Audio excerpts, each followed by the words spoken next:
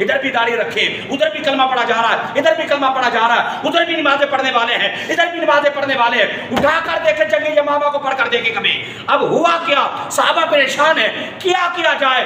ادھر بھی داڑیاں رکھی ہیں، ادھر بھی داڑیاں ہیں، ادھر بھی امامیں ہیں، ادھر بھی امامیں ہیں، ادھر بھی نعرہ تکبیر ہے، ادھر بھی نعرہ تکبیر ہے. اب ماجرا کیا ہے؟ وہ بھی مسلمان کہلا رہے ہیں، ہم بھی مسلمان کہلا رہے ہیں. پہچان کس طرح کی جائے؟ کس طرح فرق ہوگا؟ اس وقت جس کو رب ذوالجلال کے محبوب نے سیف اللہ کا ٹائٹل دیا، سبحان اللہ، حضرت خالد بن ولید سبحان اللہ رضی اللہ تعالی عنہ، جب آپ سپاہ سالار تھے، اور فرمایا اب نہیں پتہ چل رہا کس طرح پہچان کی جائے، تو فرمایا اب لگے گا نعرہ رسالت، سبحان اللہ، نعرہ رسالت لگے گا. جواب جب آئے یا محمد، جو کہہ دے یا محمد، فرمایا نبی کے غلاموں اس کو چھوڑ دینا ہے، اور جو نہ کہے اس کی گردن اتار دینی ہے. جنگ یمامہ میں مسلمان اور اس مسلمہ کذاب مرتد کافر کے جو حواریوں کے درمیان جو فرق کیا گیا وہ نعرہ رسالت سے کیا گیا تھا. وہ نعرہ اٹھا کر دیکھے جنگ یمامہ کو، جنگ یمامہ کو اٹھا کر دیکھے آپ ذرا. اور یہیں پر میں بات عرض کروں، آپ ذرا غور کیجئے جو میں آپ کے ساتھ رکھ رہا ہوں. مسئلہ یہ ہے اگر گھر جائیں، گھر خالی ہو، سبحان اللہ، تو خاموش جا کر بیٹھ نہ جائیں، بلکہ شریعت یہ کہتی ہے جب گھر جائیں، گھر خالی ہو، نہ ماں ہے، نہ بیوی ہے، نہ بیٹی ہے، نہ بچے ہیں، کوئی بھی نہیں، ایک چابی میرے پاس نہیں، تالا کھولا ہی کہہ لو. فرمایا جب جاؤ گھر خالی دیکھو تو خاموشی کے ساتھ بیٹھ نہ جاؤ. مطلب جب گھر جاتے ہو، بیوی ہو تو اسے بھی کہہ دو السلام علیکم، جب گھر امی جان ہو اسے بھی کہہ دو السلام علیکم، جب بچے ہو انہیں بھی کہہ دو السلام علیکم، جب غریب کوئی غلام بھی بیٹھا ہو اسے بھی کہہ دو السلام علیکم. لیکن فرمایا جب گھر میں کوئی بھی نہ ہو تو خاموش جا کر بیٹھ نہیں جانا. آقا کرنا کیا ہے؟ کہا تم نے کہنا ہے الصلاۃ والسلام علیکہ یا رسول اللہ. جس گھر میں کوئی نہیں ہوتا اس گھر میں بھی روح محمد رب کی عطا سے ہوتی ہے. امام غزالی رحمۃ اللہ تعالی علیہ کی کتاب پڑھ کر دیکھیں، امام غزالی کی سن مثال 505 ہجری ہے. اور امام غزالی معمولی بندہ نہیں، معمولی مولوی نہیں، 2-4 اینٹ لگے 10-15 تنخواہ پر رہنے والا نہیں. یہ سرکار کا وہ واحد امتی ہے جب سرکار لامقام پر گئے، ابھی آپ پیدا بھی نہیں ہوئے تھے، ابھی اس شکل انسانی میں نہیں آئے تھے. سیدنا موسیٰ علیہ السلام نے عرض کی یا رسول اللہ، آپ نے یہ فرمایا کہ میرے امت کے علماء یہ جس طرح بنی اسرائیل کی انبیاء تھے، جس طرح وہ کام کرتے تھے، اس طرح میری امت کے جو علماء ہیں حقہ وہ کام کریں گے. یعنی جو العلماء ورثۃ الانبیاء، رسول اللہ نے کہا کہ علماء انبیاء کے وارث ہیں اور بنی اسرائیل کے انبیاء کی طرح یہ کام کریں گے. یا رسول اللہ کوئی دکھاؤ تو صحیح نہیں اپنی امت کا کوئی عالم. ذرا غور کرنا ذرا، اللہ اکبر کبیرہ. جب یہ موسیٰ علیہ السلام نے سرکار کی بارگاہ میں معراج کے وہاں پر پڑھ کر دیکھے اس کو، تو پھر ہوا کیا؟ جو سرکار نے ابھی جسم نہیں بنا، جو روح جسم کا لبادہ اٹھ کر سامنے آئی نا، اس وقت جس غلام کو سرکار نے بلایا وہ امام غزالی تھے. وہ امام غزالی تھے. اور وہاں پر ایک اگلے دفعہ ٹائم نہیں ہے، وہ لے دفعہ تو کہنے کا مطلب یہ ہے وہ امام غزالی رحمۃ اللہ تعالی علیہ، وہ امام غزالی رحمۃ اللہ تعالی علیہ، اتنی بڑی ہستی. وہ ذرا غور کیجئے وہ کیا لکھتے ہیں. آج سرکار دو عالم صلی اللہ علیہ وآلہ وسلم کے غلاموں، آج یہ بات ایک مذاق بنا کے رکھ دی جا رہی ہے. ایک میری اور تیری ذات کی اگر بات ہو اس کی کوئی حیثیت نہیں ہے. جہاں بات ہے سرکار کی، وہاں سے آگے بات کوئی نہیں ہے. ہاں، سرکار کائنات کو یہ چھوٹے چھوٹے علمی ترازو میں نہ تولو، سرکار دو عالم صلی اللہ علیہ وسلم کو یہ چھوٹی چھوٹی عقل دانیوں میں نہ تولو. یہ کل کی جم ہے. محمد اس وقت تھے جب آدم بھی نہ تھا. ہاں، سرکار کو تو کہے کہ میں اپنی اس عقل کی ترازو پر سوچ سکوں. میں آپ سے پوچھتا ہوں، ایک تنا یہ جو ہے، آپ مجھے بتا دیں ذرا، یہ کتنی حرارت لیتا ہے، کتنی ٹھنڈک لیتا ہے، ایک دانے کے اندر کتنے دن کے اندر دودھ ڈالا جا رہا ہے، اور وہ دودھ جو ہے کتنے دن میں مکمل جو ہے ایک دانے کے روپ دھار رہا ہے. ذرا غور کیجئے ذرا، ایک پتے کو کتنی ہوا درکار ہے، کتنی درکار نہیں ہے. آج ہم ان پتوں کے حوالے سے، آج ہم اس ریت کے حوالے سے، آج ہم سانسوں کے حوالے سے صحیح طریقے سے ریسرچ نہیں کر سکتے. تم بات اس ہستی کی کرتے ہو جس کی انتہا رب نے بیان ہی نہیں فرمائی. سبحان اللہ بول ذرا کہ توجہ ہے. کائنات میں ہر چیز کی انتہا اور ابتدا، سبحان اللہ، کوئی ایسی چیز نہیں، کوئی ایسی چیز نہیں. ملائکہ میں ہو، انبیاء میں ہو، رسول میں ہو، مخلوق دیگر الہی میں ہو، یاد رکھ لیجئے کوئی ایسی چیز نہیں ہے جس کی ابتدا اور انتہا اللہ نے بیان نہ فرمائی. اب میری کی ابتدا ہوئی ہے، میں فلاں تاریخ کو پیدا ہوا ہے، ایک دن میرا اختتام بھی ہو جائے گا. اس طریقے سے آپ ہے، اس طریقے سے فصل ہے، اس طریقے سے ساری خدائی ہے. ہر چیز کی ایک ابتدا ہے اور اس کی کیا ہے؟ انتہا بھی ہے. سرکار کائنات صلی اللہ علیہ وسلم کی ذات ایسی ہے مخلوق میں، سبحان اللہ، مخلوق میں خالق تو ہمارا خالق ہے نا، مالک تو ہمارا مالک، اس کے تو کیا کہنے ہیں. سرکار دو عالم مخلوق الہی میں سے، ساری مخلوق میں سرکار ایسی ذات ہیں جس کے ابتدائی مقام کو تو رب نے بیان فرمایا ہے، لیکن مصطفیٰ کی انتہا کیا ہے وہ رب نے ذکر نہیں فرمائی. سبحان اللہ بول ذرا. سرکار کی جو مقام کے انتہا ہے، سرکار کی شان کی جو انتہا ہے وہ رب نے ذکر نہیں فرمائے. مجھے بتاؤ جس ہستی کے مقام اور شان اور رفعت اور سٹیٹس کی انتہا رب نے ذکر ہی نہیں کی، کوئی کیا جان سکتا ہے کہ اس محمد کی انتہا ہے کیا ہے، اس مصطفیٰ کی شان کی انتہا ہے کیا ہے. کائنات میں جب آدم سے لے کر عیسیٰ تک نہ جان سکے تو مجھے بتاؤ تو اور میری ذات اور حیثیت کس بات کی مولی ہے جو محمد مصطفیٰ کی آخری حد کیا ہے کوئی جان سکے. امام بوصیری فرماتے ہیں فَإِنَّ فَضْلَ رسول اللہ لَيْسَ لَهُ حَدٌّ. یہ امام بوصیری تابعی ہیں، سبحان اللہ. کہتے ہیں کہ سرکار کائنات صلی اللہ علیہ وسلم کو رب نے جو فضیلت اور جو شان اور مقام عطا فرمائے لَيْسَ لَهُ حَدٌّ، رب نے اس کی حد ذکر نہیں فرمائی، اس کی حد ذکر نہیں فرمائی. اس لیے میرے دوستو بات اتنی ہے. امام غزالی فرماتے ہیں، یہاں پر میں اب طویل ہو گئی، امام غزالی رحمۃ اللہ تعالیٰ جیسی ہستی بھی یہاں پر لکھتی ہیں کہ جس گھر میں کوئی نہیں ہے نا، سرکار کی روح اور سرکار کی نورانیت، سرکار کی نورانیت ہر گھر میں موجود ہے، ہر گھر میں موجود ہے. اصول اہل سنت و جماعت کا عقیدہ نظریہ کیا ہے؟ ایک ہے سرکار کا جسم مقدس، ایک ہے سرکار کی روح مقدس، ایک ہے سرکار کی نورانیت مقدسہ. یہ لہذا چیز ہے. سرکار کا جسم مقدس اہل سنت و جماعت کے ہاں جگہ مدینہ طیبہ کی جہاں سرکار تشریف فرما ہے، سرکار وہاں جلوہ گر ہے، جسم مقدس وہاں جلوہ گر ہے.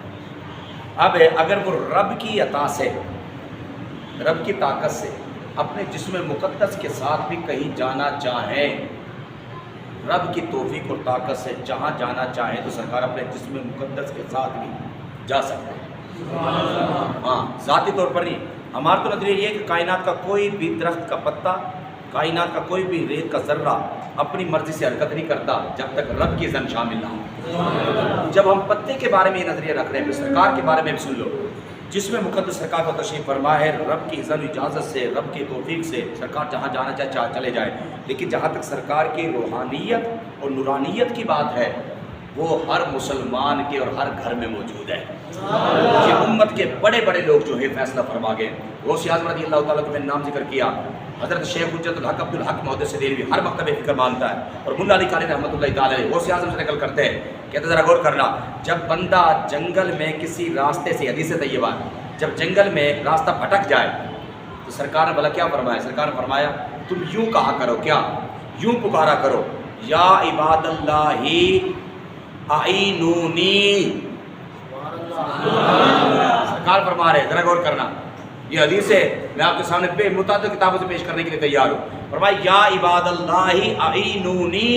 فرمایا جب مسلمان کوئی بھی میرا غلام جب جنگل سے راستہ بھٹک جائے، اسے راستہ نہ پتہ چلے، فرمایا وہ یہ کہے یا عباد اللہ. یہاں پر غور کرنا اگر سمجھ ہے تھوڑی سی، یا عباد اللہ، یا عباد اللہ اعینونی، اے اللہ کے بندو میری مدد کرو. اور فرمایا سرکار نے پھر جو رجال غیب ہے، ایک اللہ کی مخلوق ہے رجال غیب جو پوشیدہ رہتے ہیں مرد، وہ اللہ کے رجال غیب جو مرد ہیں وہ تیری مدد کر دیں گے، وہ تیری رہنمائی فرما دیں گے. اب ذرا غور کیجئے، اب یا عباد اللہ، یا کے ساتھ رجال غیب کو پکارنا تو جائز ہو، اور جس کے صدقے رجال غیب بنے ہوں، جس کے صدقے آدم اور عیسیٰ کو نبوت اور رسالت ملی ہو، اگر یا عباد اللہ کہنا جائز ہے پھر یا رسول اللہ کہنا کتنا جائز نہیں ہوگا. اب ذرا غور کیجئے ذرا، امام غزالی رحمۃ اللہ علیہ، حضرت غوث اعظم آپ فرماتے جب بندہ سرکار دو عالم صلی اللہ علیہ وسلم کا کوئی غلام سرکار کو پکارے نا تو آپ فرماتے ہیں وہ یہ کرے، پکارے کرے یا نبی اللہ، وہ پکارے یا رسول اللہ، ہاں، اور فرمائے عراق کی طرف 11 قدم چلے، غوث اعظم کے جو شہر ہے جہاں پر آپ مدفن ہے، فرمائے پھر کہا کرے یا غوث الثاقلین، یا غوث الثاقلین، ہاں ذرا غور کرنا ذرا۔ اور حاجی امداد اللہ مہاجر مکی کے ایسے بندے ہیں، اللہ کے ولی گزرے، اللہ کے ولی گزرے، انہیں مکتبہ دیوبند کی سارے جتنے بھی بڑے ہیں سارے ان کے مرید ہیں، جتنے بھی بڑے ہیں سارے ان کے مرید ہیں۔ حاجی امداد اللہ مہاجر مکی رحمۃ اللہ تعالی ہمارے ہاں بھی اہل سنت کے ایک عظیم چشم و چراغ ہے، انہوں نے کتاب لکھی غالباً قوت القلوب ہے، ایسی کی کتاب لکھی، میرے ذہن سے نام نکل گیا، تو وہ میرے پاس موجود ہے، چھوٹے میں ہے، یہاں پر آج بھی مکتبہ فکر کے دیوبند سے چھپی ادارہ اسلامیات ہے پرانی انارکلی کے اندر، وہاں کی وہ چھپی ہوئی ہے، وہاں سے آج بھی مل جاتی ہے۔ انہوں نے سرکار کی زیارت کا نا طریقہ لکھا، کیا لکھا؟ سرکار کی زیارت کا انہوں نے جس طرح سرکار کو پکارا، ان کا جب دائیں طرف لیٹو تو غالباً یا رسول اللہ اتنی مرتبہ کہنا ہے، بائیں طرف کروٹ مارو تو یا حبیب اللہ اتنی مرتبہ کہنا ہے، اور جب سیدھے لیٹو تو اتنی مرتبہ یا نبی اللہ کہنا ہے۔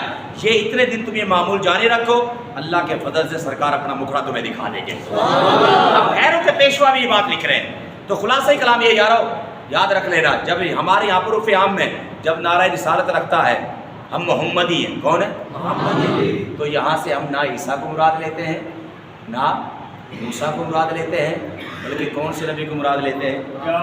اونچی بولی، اور کون سے مراد لیتے ہیں؟ اس کو مراد لیتے ہیں یا رسول اللہ۔ اس پر طویل ترین گفتگو، لیکن پھر کبھی صحیح، لیکن آج کے لیے اتنا ہی ہے کہ لفظ یا بھی تخصیص پیدا کرتا ہے، لفظ یا بھی کیا پیدا کرتا ہے؟ تخصیص پیدا کرتا ہے۔ ایک چیز عام ہو اس کو خاص کر دیتا ہے، سادہ لفظوں میں ایک عام ہو اس کو کیا کر دیتا ہے؟ خاص کر دیتا ہے۔ جس طرح میں نے مثال دی راجل، یہ مرد ہے، اب جب کہا گیا یا راجل، یا راجل، تو اب صرف مرد ہی معنی نہیں ہوگا، خاص مرد، کیا معنی ہو جائے گا؟ یعنی لفظ یا بھی تخصیص پیدا کرنے کے لیے، ایک عام چیز ہو اس عام میں سے کسی کو خاص کرنے کے لیے ہے۔ تو اسی طریقے سے اگر آپ سمجھنا چاہیں تو یا رسول اللہ سے مراد ہوگا خاص اللہ کا رسول، اور وہ خاص و خاص جو اللہ کا رسول ہے وہ کوئی اور نہیں ہے، وہ ہمارا آقا ہے، ہمارا محبوب ہے، جناب محمد مصطفیٰ ہے۔ نعرہ رسالت، نعرہ رسالت، نعرہ رسالت، نعرہ رسالت، نعرہ رسالت، نعرہ رسالت، نعرہ رسالت۔ سرکار سے ایسا پیار کیا کرو، ایسا پیار کیا کرو کہ جس طرح صحابہ کو کہا گیا سیکون السفہاء، کافر کہتے تھے سفہاء، میں ترجمہ نہیں کرنا چاہتا، اپنے حوالے سے کہہ دیتا ہوں، جب مجھے کوئی سفہاء کہے گا، جب تمہیں کوئی سفہاء کہے گا، اس کا معنی ہوتا بے وقوف، سبحان اللہ، اس کا معنی ہوگا بے وقوف، اس کا معنی ہوگا مجنون، اس کا معنی ہوگا پاگل، اس کا معنی ہوگا دیوانہ۔ اب سرکار کے صحابہ نے سرکار سے ایسا پیار کیا کہ کافر کہتے تھے سیکون السفہاء، ہم ایسے محمد پر ایمان لائے جیسے یہ سفہاء ایمان لے کر آئے۔ اب جو وہ ایمان لے کر آئے تو رب نے ان کو یہ کہا، انہوں نے سفہاء کہا، رب نے کہا رضی اللہ عنہ ورضوا عنہ، انہوں نے محبوب جس سے وفا کی تم پر ایمان لائے، یہ کہتے ہیں سفہاء، میں کہتا ہوں کہ میں ان سے راضی ہوں۔ سرکار سے پیار اننے واقعہ کرو۔ آج بندے کو پکار رہا وہ نجائز نہیں، ایک غلام اپنے آقا کو پکار لے نجائز ہو رہا ہے۔ بلند آواز سے بولے جائے نعرہ رسالت، نعرہ رسالت، نعرہ رسالت۔ غیروں کی سینکڑوں کتابوں سے یہ بات دکھانے کے لیے تیار ہے۔ آپ کہیں ٹیبل پر بٹھائے کسی بندے کو بغیر گالی کے، بغیر سخت لہجے کے، صرف حوالے پیش کرنا یہ ہمارا کام ہے۔ اپنی کتابیں میں چھوڑ کر غیروں کی کتابوں سے اگر ہم نے نعرہ رسالت کے جواب میں نعرہ یا رسول اللہ نہ دکھایا، نعرہ رسالت، نعرہ رسالت، نعرہ رسالت، نعرہ رسالت، نعرہ رسالت، نعرہ رسالت۔ جب رب ہو کے کہتا ہے یا ایھا النبی، اسی کا معنی بنتا ہے یا رسول اللہ۔ جب رب ہو کے کہتا ہے یا ایھا الرسول، اسی کا معنی بنتا ہے یا ایھا الرسول۔ ہاں عربی میں یا ایھا الرسول، اردو میں آجات کہہ جاتا ہے یا رسول اللہ۔ ہاں عربی میں یا ایھا النبی، اردو میں بنتا ہے یا النبی، اور دماغ میں السلام علیکم ایھا النبی، اردو میں بنتا ہے یا نبی۔ ہاں غلام ہے، غلام ہے، غلام ہے، غلام ہے، غلام یہ رسول رسول میں